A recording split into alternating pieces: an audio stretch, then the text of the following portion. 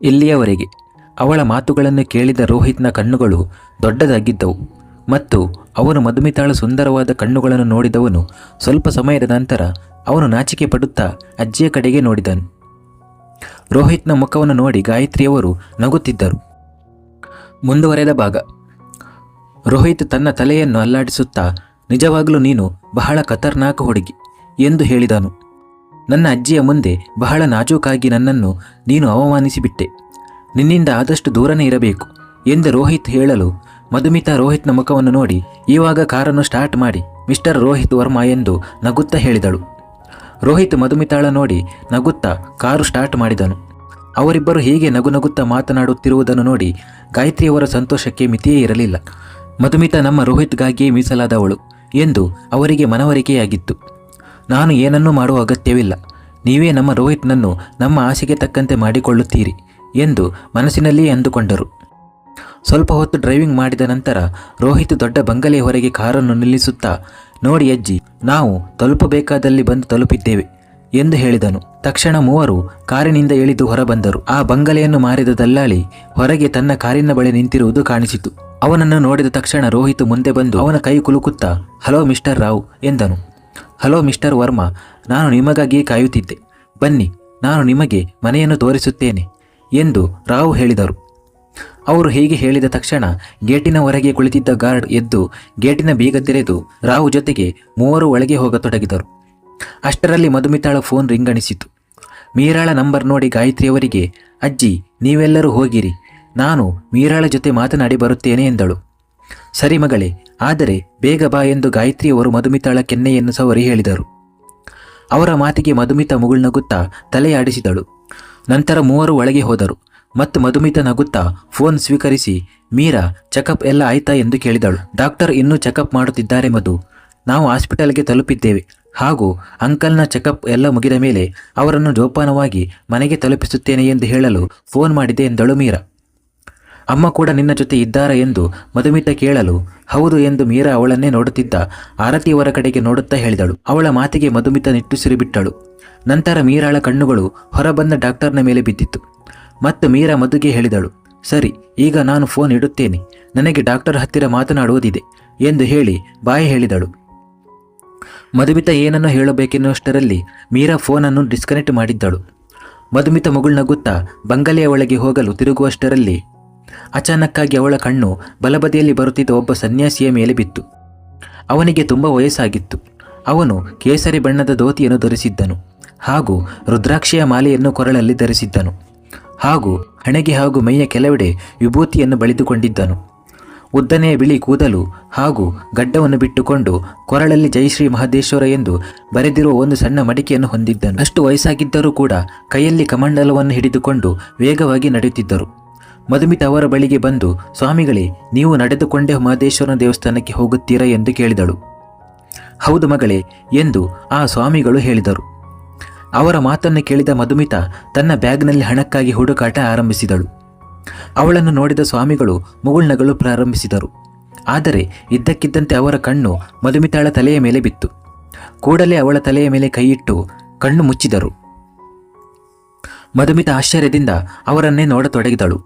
ಸ್ವಲ್ಪ ಸಮಯದ ನಂತರ ಸ್ವಾಮಿಗಳು ತನ್ನ ಕಣ್ಣುಗಳನ್ನು ತೆರೆದು ತನ್ನ ಕೈಯನ್ನು ತೆಗೆದಾಗ ಮಧುಮಿತಾ ನಗುತ್ತಾ ಆ ಸನ್ಯಾಸಿಗೆ 100 ರೂಪಾಯಿ ನೋಟನ್ನು ಕೊಟ್ಟು, ಸ್ವಾಮಿಗಳೇ, ನೀವು ಕಾಲ್ನಡಿಗೆಯಲ್ಲಿ ಹೋಗುತ್ತಿದ್ದೀರಿ, ಈ ಹಣದಿಂದ ದಾರಿಯಲ್ಲಿ ಏನಾದರೂ ತಿನ್ನಿರಿ ಎಂದು ಹೇಳಿದಳು. ಮುಂದೆ ಬರುವ ಬಿರುಗಾಳಿಯನ್ನು ಎದುರಿಸಲು ನೀನು ಶಕ್ತಳಾಗಿರುವೆಯಾ ಮಗಳೇ ಎಂದು ಆ ಸ್ವಾಮಿಗಳು ಕೇಳಲು ಮಧುಮಿತಾ ಅವರನ್ನೇ ಆಶ್ಚರ್ಯದಿಂದ ನೋಡತೊಡಗಿದಳು. ಸ್ವಾಮಿಗಳು ಮತ್ತೆ ಮಧುಮಿತಾಳ ಹಣೆಯ ಮೇಲಿನ ಗೆರೆಗಳನ್ನು ನೋಡಿ, ಏಕೆಂದರೆ ನಿನ್ನ ಅದೃಷ್ಟವು ನಿನ್ನೊಂದಿಗೆ ಅಂತಹ ಆಟವನ್ನು ಆಡಲಿದೆ, ಅದರಲ್ಲಿ ನೀನು ಗೆದ್ದರೆ ನಿನಗೆ ಎಲ್ಲವೂ ಸಿಗುತ್ತದೆ, ಆದರೆ ನೀನು ಸೋತರೆ ನಿನ್ನ ಜೀವನವನ್ನು ಸಹ ಕಳೆದುಕೊಳ್ಳುತ್ತೀಯ ಎಂದು ಹೇಳಿದಾಗ ಮಧುಮಿತಾಳಿಗೆ ತುಂಬ ಬೇಸರವಾಯಿತು. ಸ್ವಾಮಿಗಳು ಮತ್ತೆ ಹೇಳಿದರು, ನೀನು ಇಲ್ಲಿಯವರೆಗೆ ಏನು ಸಹಿಸಿಕೊಂಡಿದ್ದೀಯ ಅದು ಏನೂ ಅಲ್ಲ ಮಗಳೇ, ಈಗ ನಿನ್ನ ಜೀವನದಲ್ಲಿ ಬಿರುಗಾಳಿ ಬರಲಿದೆ, ಬಹಳ ದೊಡ್ಡ ಬಿರುಗಾಳಿ. ಮತ್ತೊಂದೆಡೆ ಕಿರಣ್ ಅದೇ ರಸ್ತೆಯಲ್ಲಿ ವೇಗವಾಗಿ ಕಾರನ್ನು ಚಲಾಯಿಸಿಕೊಂಡು ಬರುತ್ತಿದ್ದನು. ಆ ಸ್ವಾಮಿಗಳ ಮಾತುಗಳನ್ನು ಕೇಳಿದ ಮಧುಮಿತಾ ಆಶ್ಚರ್ಯ ಮತ್ತು ಕಳವಳದಿಂದ ಅವರನ್ನೇ ನೋಡತೊಡಗಿದಳು. ಸ್ವಾಮಿಗಳು ಮತ್ತೆ ಮಧುಮಿತಾಳ ಹಣೆಯನ್ನು ನೋಡಿ, ಮಗಳೇ, ನಿನ್ನ ಹೆಜ್ಜೆಗಳು ಅಂತಹ ಬಿರುಗಾಳಿಯ ಕಡೆಗೆ ಚಲಿಸುತ್ತಿವೆ, ಅದು ಎಲ್ಲಿ ನಿಲ್ಲುತ್ತದೆ ಎಂದು ಯಾರಿಗೂ ತಿಳಿದಿಲ್ಲ. ಆದರೆ ಆ ಬಿರುಗಾಳಿಯನ್ನು ನಿಲ್ಲಿಸುವ ಮತ್ತು ಶಾಂತಗೊಳಿಸುವ ಶಕ್ತಿ ನಿನಗಿದೆ. ಈ ಬಿರುಗಾಳಿಯು ನಿನ್ನಿಂದ ಎಲ್ಲವನ್ನೂ ಕಸಿದುಕೊಳ್ಳುತ್ತದೆ ಎಂದು ಹೇಳಿದಾಗ ಮಧುಮಿತ ತುಂಬ ಉದ್ವಿಗ್ನಳಾಗಿ ಆಲೋಚನೆಯಲ್ಲಿ ಕೆಳಗೆ ನೋಡುತ್ತಾಳೆ. ಸ್ವಾಮಿಗಳು ಮುಗುಳ್ನಗುತ್ತಾ ಮಧುಮಿತಾಳ ತಲೆಯ ಮೇಲೆ ಕೈಯಿಟ್ಟು, ಮಗಳೇ, ಈ ಬಿರುಗಾಳಿಯು ನಿನ್ನಿಂದ ಏನನ್ನಾದರೂ ಕಸಿದುಕೊಂಡರೆ ಇದೇ ಬಿರುಗಾಳಿಯು ನಿನ್ನ ಜೀವನದುದ್ದಕ್ಕೂ ನಿನ್ನ ಜೊತೆಯಲ್ಲಿಯೇ ಇದ್ದು ನಿನಗೆ ಸಹಾಯವನ್ನು ಮಾಡುತ್ತದೆ.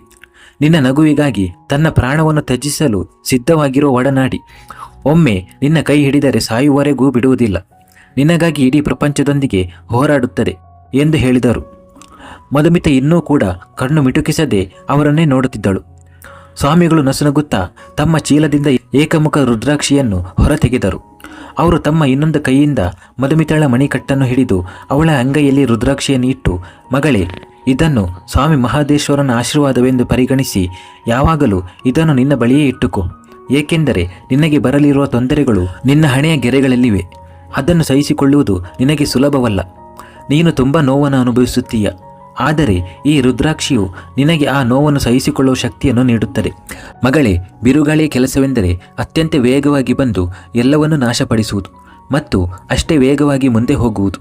ಆದರೆ ಆ ಬಿರುಗಾಳಿಯನ್ನು ಧೈರ್ಯದಿಂದ ಎದುರಿಸಿದವನು ಬದುಕುಳಿಯುತ್ತಾನೆ. ಈ ರುದ್ರಾಕ್ಷಿಯು ಆ ಬಿರುಗಾಳಿಯಲ್ಲೂ ನಿನ್ನನ್ನು ಬಿಗಿಯಾಗಿ ಹಿಡಿದಿಟ್ಟುಕೊಳ್ಳುತ್ತದೆ.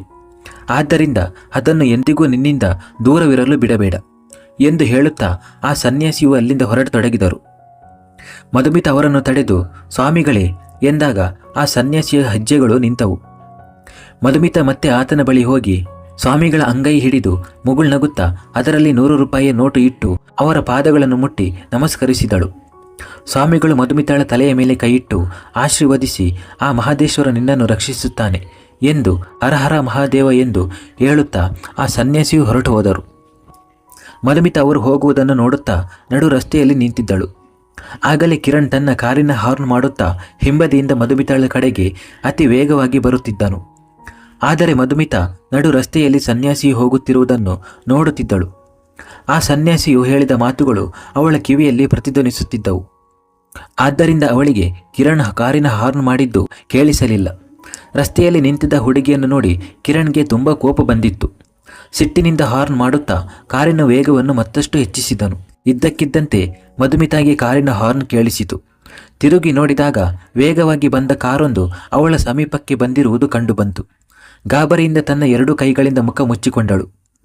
ಕಿರಣ್ ಕೋಪದಿಂದ ತನ್ನ ಕಾರಿಗೆ ಬ್ರೇಕ್ ಹಾಕಿದನು ಮತ್ತು ಕಾರು ಮಧುಮಿತಾಳ ಹತ್ತಿರದಲ್ಲಿಯೇ ನಿಂತಿತು. ಹೊರಡುವಾಗ ಆ ಸನ್ಯಾಸಿಗೂ ಕೂಡ ಕಾರು ನಿಂತ ಜೋರಾದ ಸದ್ದು ಕೇಳಿಸಿತು. ಅವರ ಹೆಜ್ಜೆಗಳು ನಿಂತವು. ಆದರೆ ತಿರುಗದೆ ಅವರು ನಗುತ್ತಾ, ಬಿರುಗಾಳಿ ಬರಲು ಶುರುವಾಗಿದೆ ಎಂದು ಹೇಳಿದರು. ಹರಹರ ಮಹಾದೇವ ಎಂದು ಹೇಳುತ್ತಾ ಆ ಸನ್ಯಾಸಿಯು ಅಲ್ಲಿಂದ ಹೊರಟು ಹೋದರು. ಮುಂದುವರಿಯುವುದು.